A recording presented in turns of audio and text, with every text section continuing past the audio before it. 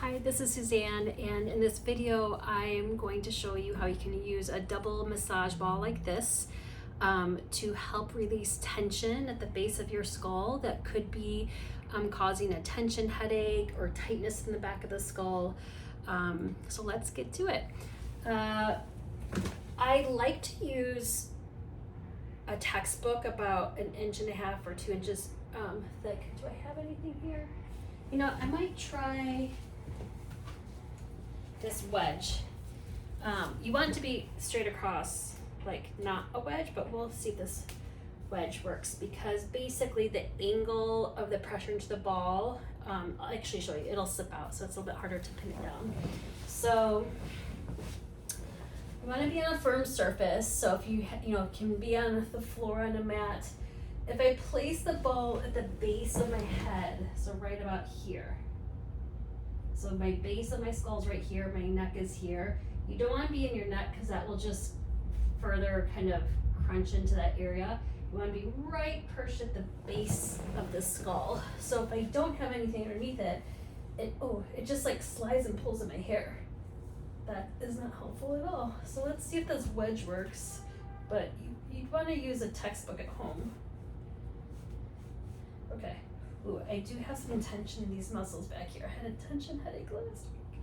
Okay, so the first thing I'm doing is I'm keeping one hand there just to guide the ball if my head wants to slip off of it, and I'm trying to find a place that can kind of relax my head into it, but it means I need to just keep my fingers around the ball to support it. Ooh, okay, so I'm already feeling it. So the first part of it, you know you're on it if you feel a sharp, tender pain. If it's sharp in a way that you can't relax into it, then you will want to make your head a little bit lighter. So if we estimate the head is 20 pounds, and if the muscle's too tight, that the full 20 pounds of pressure is too strong into the knotted muscle, you want to, let me see if I can do it like this. I'm going to use this position to just, like, I'm almost lifting my head up, but I'm just unweighting it a little bit. I'm kind of resting my hand on the head at the same time. So I'm kind of playing with what's the right amount of pressure that I can relax into that tight, tender spot. You may also know if you get on a knot, the heart rate might start to quicken. You might start to feel like afraid or like your fight or flight response might kick in. So just go easy with it and go patient. After about 60 seconds in this spot, you can, oh gosh, this is gonna be too intense. Oh God, okay, I'm gonna go the other way. Oh gosh, it's tight over there too. So I need to unweight my head because the muscles on the right side are especially tight for me. And as I slide my head to the right, I can feel the ball slipping out. So now I'm going to unweight my head with my left, stabilize the ball with my right, find the sweet spot that I can stay in it in a way that I can relax into it. Once you find the sweet spot, you can breathe into it for about 30 or 60 seconds. If it ever gets too strong, too tender, you can back out soon. And then I'm going to try the other side. This side isn't quite as tender, so I can let more of my head sink into the ball on the left side. My left hand is just cupped around the ball to help guide it if it needs. But right now, if I really relax into it, I'm actually doing pretty good.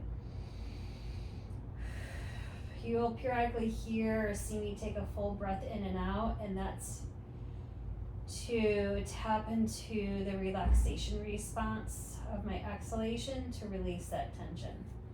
All right, I'm gonna go back to the right side because the right side was the tighter side. Oof, but it might just be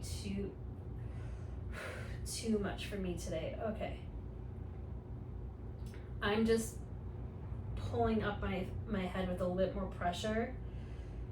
So less of my head weight is sinking into the ball. And then There you go.